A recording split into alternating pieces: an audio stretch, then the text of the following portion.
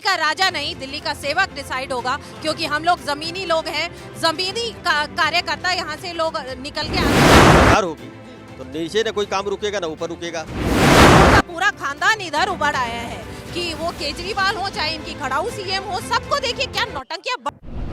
नमस्कार, मैं अवतार। अब देखना शुरू कर दिए आरसीएम न्यूज। देखिए, अभी हम पड़पड़गंज में मौजूद हैं और यहाँ बात करें तो बीजेपी से रवित नेगी जी हैं और आम आदमी पार्टी से अवध ओझा सर हैं और दूसरी कांग्रेस की तरफ से अनिल चौधरी जी हैं। अब देखना तो ये होगा कि कौन बाजी मार रहे हैं। हम अभी यहाँ मौजूद लोगों से जानने का प्रयास करेंगे कि क्या लग रहा है कि इनकी सरकार आ रही है, कौन सरकार में है, कौन आएंगे, क्योंकि आज ही के दिन आज जो मतदान होगा ये 5 सालों के लिए दिल्ली का राजा घोषित कर देगा। तो हम लोगों से जानने का प्रयास करेंगे कि क्या माहौल है दिल्ली का, क्या लग रहा है, कौन सरकार बना रहे हैं, क्योंकि बहुत सा लोगों का, सारे नेताओं का हार्ट बीट अभी इतना तेजी गति से बढ़ा हुआ है कहीं रुक ना जाए, क्योंकि आज लास्ट दिन है और 8 तारीख को फाइनल हो जाएगा। तो हम लोगों से जानने का प्रयास करेंगे कि क्या माहौल है। सबसे पहले मैं आपसे शुरुआत करूँगा, क्या माहौल है सर पड़पड़गंज का? माहौल पटपड़गंज का पूरा बीजेपी का बना हुआ है जी। और सारे लोग जो है परिवर्तन के लिए वोट दे रहे हैं और लोगों की उम्मीदें भी जो है वो बीजेपी से ही है जी। और लोगों को लगता है कि अगर सारी समस्याओं से मुक्ति पानी है, सारी समस्याओं का समाधान चाहिए तो वो भारतीय जनता पार्टी ही है, क्योंकि डबल इंजन की जब सरकार होगी तो नीचे न कोई काम रुकेगा ना ऊपर रुकेगा। अब ये मान लो आ गए 4 साल के लिए, अभी तो 4 साल तक 5 साल तक तो हमारी सरकार बीजेपी की रहेगी और ये आएंगे फिर रोएंगे, फिर कहेंगे मोदी जी काम नहीं करने रहे, कि केंद्र सरकार नहीं करने दे रही है। तो इसलिए लोगों को लगता है कि अगर हम नीचे भी यहाँ दिल्ली में भी बीजेपी को चुन लेते हैं तो फिर विकास की जो रफ्तार बहुत तेज हो जाएगी।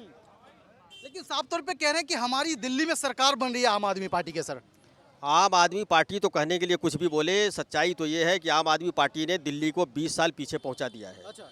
और सिर्फ झूठ बोल बोल कर और ये दिखाया कि दिल्ली के लोग जो है 100 रुपया, 50 रुपया, 20 रुपया कुछ भी ऐसे फेंकते रहो तो सिर्फ सरकार बनती जाएगी। लेकिन लोगों को ये समझ में आ गया है, एक तरफ कुछ रोक के दूसरी तरफ दे दो। अब जैसे इन्होंने पेंशन बंद कर दिया है दिल्ली में जब से आए हैं, और पेंशन बंद के दूसरी तरफ कुछ दे दिया, पेंशन भी जारी रखते उसके बाद भी कुछ देते तब तो समझ में आता। इन्होंने राशन कार्ड बंद कर दिया है। राशन कार्ड बंद करने की वजह से क्या हुआ है कि नए राशन कार्ड बन नहीं रहे हैं और पुराने वालों में लोगों के नाम जुड़ नहीं रहे हैं। तो बात तो वहीं पड़ी, बिजली विभाग का पैसा उठा के स्वास्थ्य में कर दो, स्वास्थ्य का इधर से उधर कर दो तो उसका क्या फायदा है। जो चीज़ें पहले से चल रही थी उसको चलाते हुए भी अगर आप कोई काम कर रहे हो, कोई सुविधा दे रहे हो, तब उसका फायदा है। एक को बंद करके अगर दूसरा दे दो उसका कोई मतलब नहीं बनता है। तो कह रहे हैं कि 10 साल में हमने इतना विकास कर दिया है कि हम काम गिनाते गिनाते थक जाते हैं। और आप पूछिए लोगों से, जब से आए हैं तब से घरों में लोगों के गंदा पानी आ रहा है, सीवर की स्थिति आप देख रहे हो।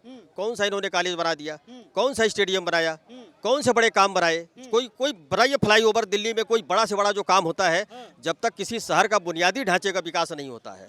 मतलब हमारे अटल जी कहा करते थे कि अगर गाड़ी का पहिया जितना तेज दौड़ेगा विकास की रफ्तार उतनी तेज होगी। इसका मतलब ये था कि सड़कों का विकास, पुलों का विकास, फ्लाईओवर का विकास, ये सारे जितने होंगे बुनियादी ढांचे का विकास, जब तक ये नहीं होगा तब तक चवन्नी अठन्नी से सरकार नहीं चल सकती है। अच्छा, वो तो आरोप लगा रहे हैं कि हमें काम ही नहीं करने दिया जा रहा, तो विकास कैसे करेंगे? मैं तो वही तो फिर कह रहा हूँ।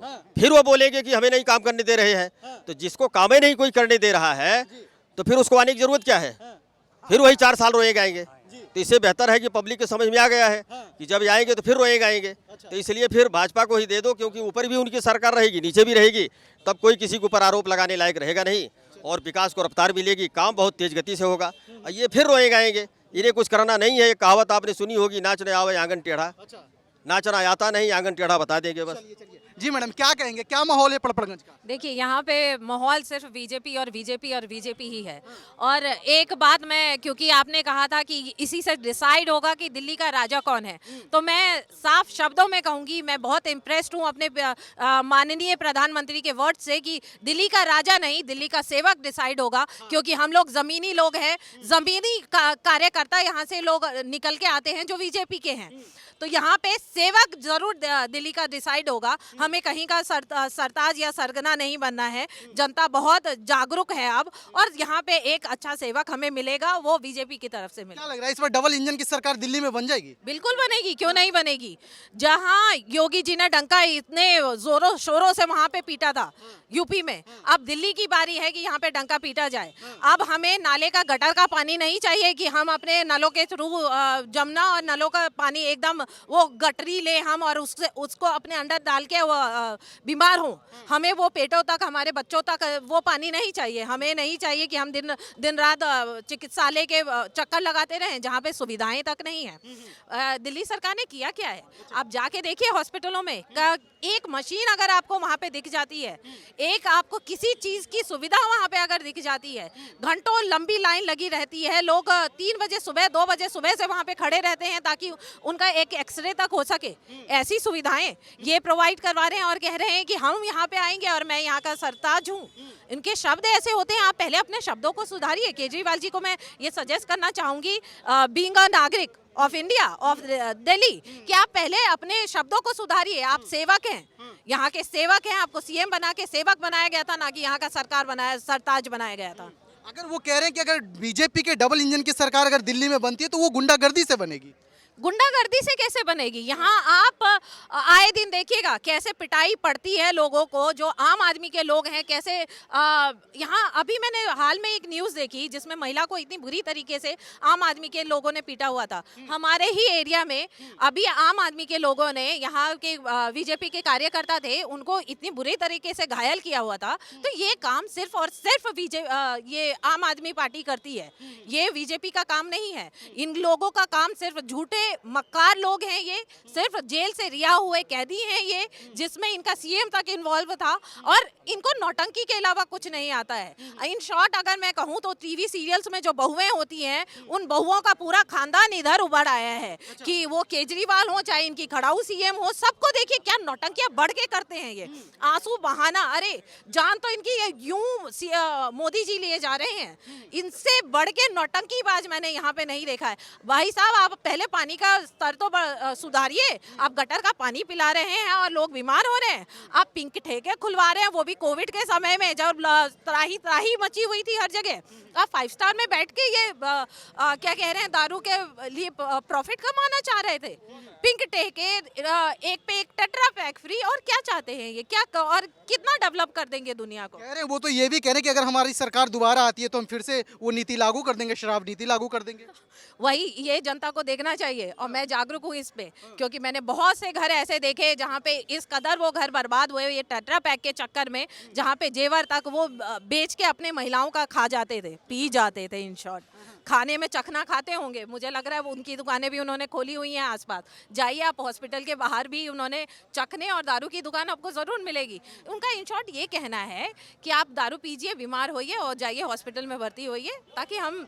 लेकिन अभी दिल्ली में सबसे बड़ा जो सवाल वो लोग खड़ा कर रहे हैं कि बीजेपी के पास कोई दूल्हा नहीं है, इस पे आप क्या कहेंगे? देखिए, बीजेपी का हर कार्यकर्ता, पहले तो एक तो बात है कि दूल्हा नहीं है। मैं अगेन कहूँगी, हम सेवक के तौर पे उसमें से निकल कर कोई आता है, मैंने जितना बीजेपी को जाना है, तो कोई सेवक आएगा। दूल्हा वर्ड इज टोटली रॉन्ग। और जो सच में जमीनी कार्यकर्ता होगा वो सीएम के रूप में उभरेगा।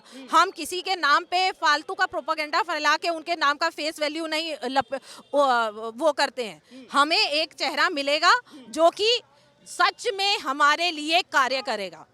अच्छा, सवाल ये हो रहा है कि कह रहे हैं कि यहाँ दिल्ली में सांसद 7 है, तो वो विकास क्यों नहीं कर रहे हैं? बिल्कुल, कौन विकास कहाँ पे नहीं हो रहा है? जब से सांसद आए हैं वो अपने लेवल पे विकास कर रहे हैं। लेकिन मैं इसमें एक बात आपको, जो हमारे अभी भागे हैं, जो दिग्गज शिक्षा मंत्री यहाँ से जो भागे एकदम दुम दबा के, मैं उनकी बात करना चाहूँगी। उनके लोग, क्योंकि ये सारा एमसीडी तक उनके अंडर आ रहा है, यहाँ पे सीवर्स ओवरफ्लो होते हैं, उनके लोग आते हैं। अगर वो वहाँ पे उस एरिया में बीजेपी का पार्षद है, वो उस गटर को साफ करने नहीं देते हैं। ताकि बीजेपी का नाम लगे, क्योंकि लोग अवेयर नहीं है इस चीज से कि सीवर्स क्या है।